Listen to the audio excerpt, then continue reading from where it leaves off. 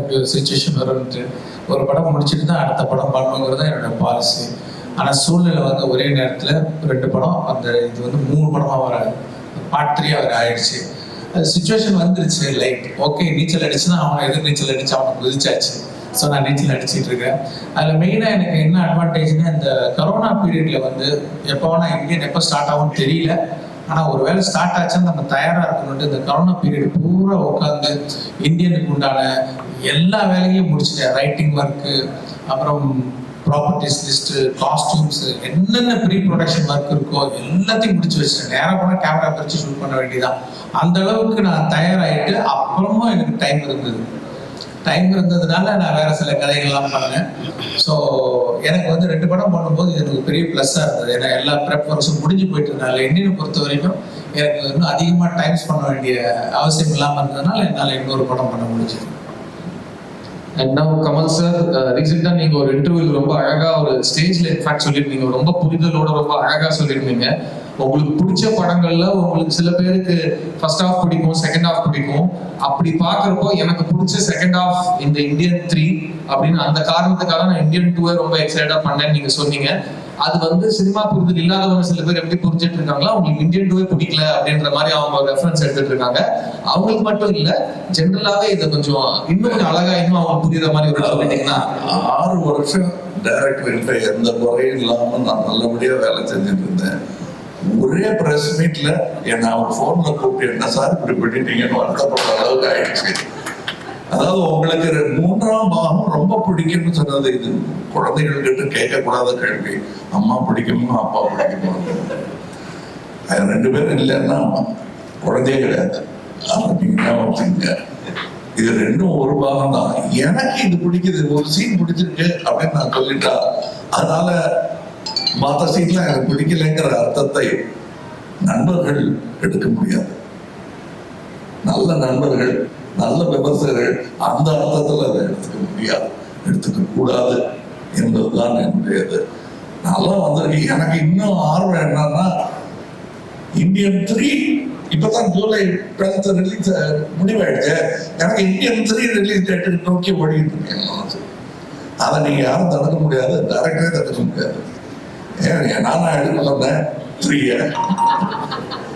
எடுத்துட்டீங்க. எனக்கு இப்ப அது மேல ஆசை வந்துருச்சு. அதுக்கு நான் என்ன பண்றது? அதான் நாங்க ஃபர்ஸ்ட் சாம்பார் தவிர பிரமாதமா இருந்தது இல்லைங்கள, ரசம் நல்லாதான் இருந்தது.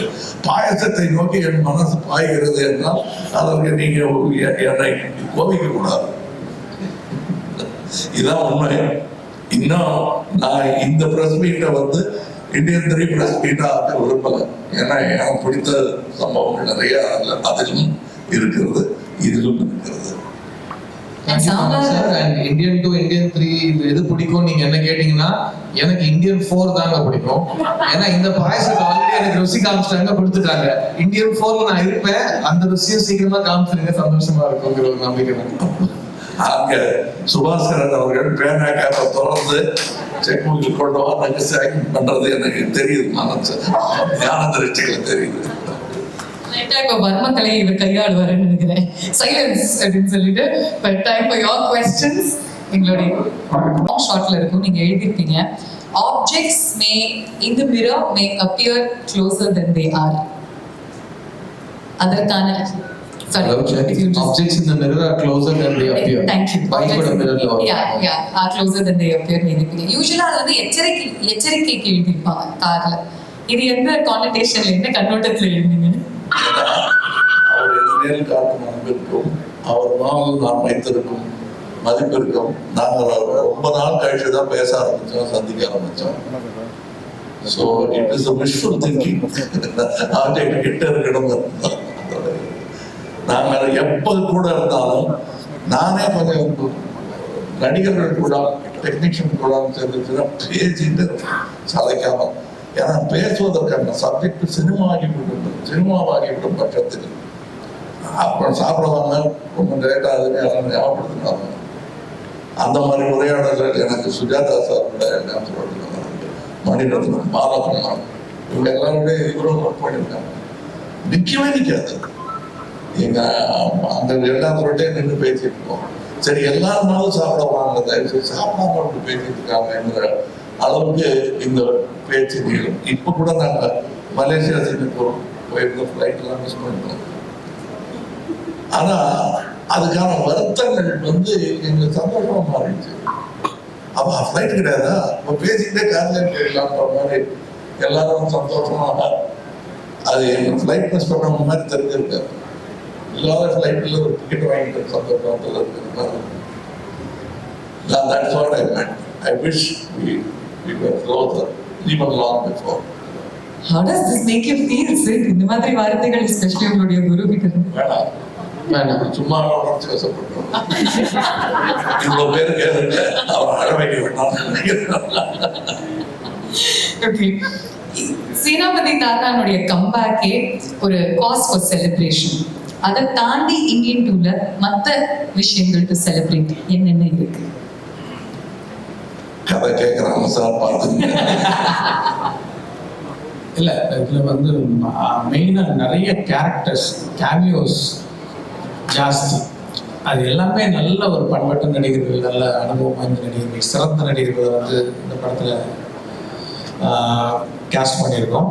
Like Samuthirakani sir, S J. சூர்யா, பாபி சிம்மா, தம்பி ராமையா, மனோபாலா, விவேக், அப்புறம் ரேணுகா, சித்தார்த் மெயினா, ரகுல் பிரீத் சிங், பிரியா பவானி சங்கர், நிறைய கேமியோஸ் எல்லாருமே ரொம்ப சிறப்பாக நடிச்சிருக்காங்க. ஏன்னா இதில் நிறைய ஃபேமிலி விஷயங்கள்லாம் அந்த படத்தில் வருது. ஸோ எல்லா ஃபேமிலியும் எங்கேஜாக பார்க்கக்கூடிய படமாக இது இருக்குன்னு நான் நம்புகிறேன். அடுத்து பார்த்தீங்கன்னா இதில் அதை பார்த்தீங்கன்னா அந்த ஒரு நடுவில் ஒருத்தர் இருக்கார். அவர் உங்களுக்கு நிறைய பேருக்கு மீடியாவுக்கு பரிச்சயமான ஒரு கேரக்டர் தான். அது ஆர்கே லக்ஷ்மனுடைய கார்ட்டூன் காமன் மேன். அவர் டைம்ஸ் ஆஃப் இந்தியாவில் அந்த கார்ட்டூன் ரெகுலராக போடாது. அது ரொம்ப அந்த கார்ட்டூன்லாம் ரொம்ப பிரபலம், ரொம்ப மிகச்சிறந்த ஒரு கார்ட்டூனிஸ்ட் ஆர்கே லக்ஷ்மன் அவர்கள். அவருடைய அந்த காமன் மேன் கதாபாத்திரத்தை ஒரு 3D அனிமேஷனில் இதில் இந்த கதையில் ஒரு கதை சொல்லும் ஒரு டூலாக நான் பயன்படுத்தியிருக்கேன்.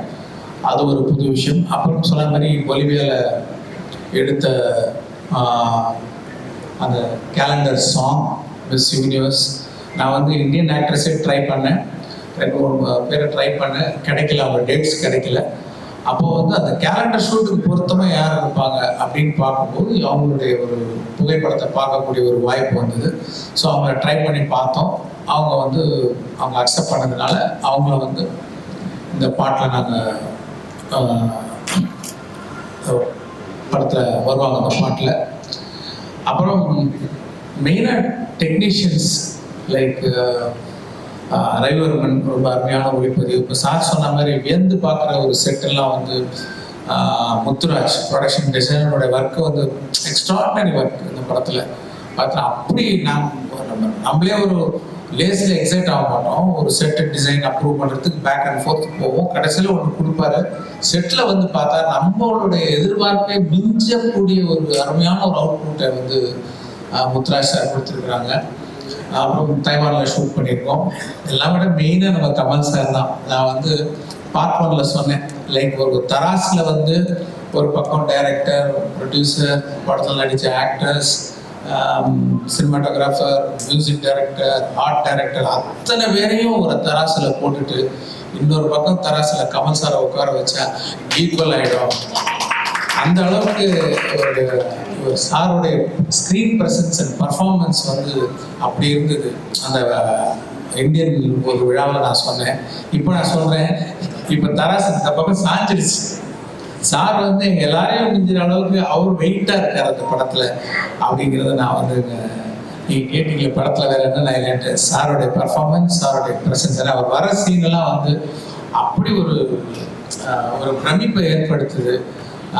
அது ஒரு எழுதுனதுக்கும் அது ஒரு சீனை டிரான்ஸ்ஃபார்ம் ஆகும்போது அது எந்த அளவுக்கு உயர்ந்து நிற்குதுன்றதை என்னால் பார்க்க முடிஞ்சுது. ஐ பிலீவ் நீங்களும் அதை ஃபீல் பண்ணுறீங்கன்னு நினைக்கிறேன்.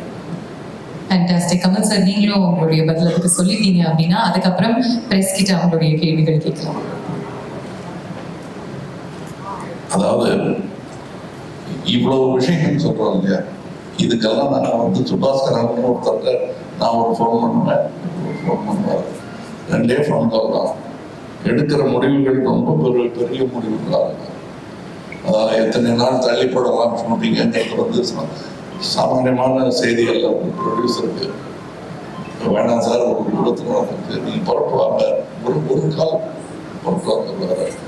இல்லை இது நடுவில் ஒரு சில மாற்றங்கள் சொன்ன போது இப்படி பண்ணலாம்னு சொல்லும்போது சார் சார் நீங்கள் 2 பேரும் முடிவெடுத்து பண்ணிடுங்க சார் அப்படிங்கிற அந்த பெருந்தன்மை, அது இல்லாமல் இந்த படத்தை இத்தனை வருடங்கள் நகர்த்தி கொண்டு முடியாது. அதற்கு பிறகு என்ன பண்றதுன்னு தெரியாம கோவிட் விபத்துகள் பல விஷயங்கள் எங்களை தடுமாற வைத்த போது ரெட் ஜாயின்ஸ் உள்ள வந்தாங்க. இதெல்லாம் தான் 3 முக்கிய கால்களை வைத்து நிற்கும் முக்காலி இது. அது சொல்லி அது போக டெக்னீஷியன்ஸ் பேர் எல்லாம் சொல்ல முடியாத அளவுக்கு அத்தனை பேர் வேலை பார்ப்பாங்க. இந்த இதுல போடுறது இல்லையா, அதுவே கம்மி. நம்பர் ஆஃப் நேம்ஸ் வெந்தியெல்லாம் 4-5 பேர் தான் போடுவாங்க. அதுக்கு அதோட பங்கு முடிஞ்சிடும். ஆனா இதுல எத்தனை பேர் வேலை செய்வாங்க. நான் சொன்னது சும்மா ஒரு பானை சோப்புக்கு பண்ணணும். ப்ரொடக்ஷன் டிபார்ட்மெண்ட்ல வேலை பார்த்துருக்கு, ப்ரொடக்ஷன் மேனேஜர்ஸ், அதுவும் சாமானியமான வேலை இல்லை, அவங்களுக்கு கொடுக்கப்பட்ட வேலைகள் தான். இப்படி ட்ரெயினை கொண்டு வரணும் சொன்னார்னா அந்த ட்ரெயின் மேல அரிசி இருக்கணும், அது மேல வெள்ளைக்காரங்க இருக்கணும், அது வந்து ஆப்பிரிக்காவில் இருக்கணும். அப்படி ஒண்ணு இல்லை, இது வந்து உலக அழகி வேணும். சரி சார் எங்க உலகத்துல யாரும் அடிக்கடி போகாத இடமா இருக்கணும். சரி சார் போயிடலாம், ஒரு 170 பேர் அங்க கொண்டு போயிடணும். இதெல்லாம் எல்லாமே சரி சார் நல்ல பிரம்மாண்டமான செட்டு போடலாம் சார். இவ்வளவு சதுர அடி, இவ்வளவு இந்த ஆளோட சார் செட்டு போடலாம். ஆனா எல்லாம் தங்கமா இருக்கணும். நடுவில் வைக்கிறதுக்கு நடுவில் வேணா கரன்சி நோட்டு வைக்கலாம் அப்படின்னா அந்த மாதிரி கேட்க கேட்க அதுக்கெல்லாம் ஒரு குப்பத்துல ஒரு சாங் எடுக்கலாம் அப்படின்னு முடிவு பண்றாரு. ஓஹோ சரி சீக்கிரம் முடிச்சிடுவாங்க. அந்த குப்பத்துல இருக்கிற பில்டிங்கெல்லாம் பெயிண்ட் அடிச்சு 1000 நேரத்தை தான் கூட அத்தனைக்கும் ஈடு கொடுக்க வேண்டியது வந்து ப்ரொடக்ஷன் தான். ஏன்னா அத்தனை பொங்கல், அத்தனை மண்டை, அத்தனை பாத்ரூம், இதெல்லாம் நீங்க கணக்குல எடுக்கிறது இல்லை. அத்தனை பேருக்கு ட்ரிப்பு, வீட்டுக்கு வண்டி போக, காலையில 5 மணிக்கு பிக்கப் டிராப், அத்தனை மேக்கப் மேன், இதெல்லாம் யோசிச்சு பார்த்தா கொஞ்சம் பதட்டமா இருக்கும். அங்கேயோ இந்த தொழில் வேணாம் நமக்குங்கிற மாதிரி இருக்கும். இத்தனையும் தாங்கி பிடித்திருக்கும் தொழில்நுட்ப கலைஞர்கள் கேமரா டிபார்ட்மெண்ட்லயே என்னென்னமோ நான் கேள்விப்படாத மிஷின் எல்லாம் இப்ப எங்களுக்கு கட்டுப்படியானது எப்படிங்கிறதுக்கு எங்களுடைய இதுக்கு முன்னாடி இருக்கிற வெற்றிகள் தான் காரணம்னு நான் நம்பிக்கிறேன். Beautifully said, sir. இப்போ எங்களுடைய மீடியா ஃப்ரெண்ட்ஸ்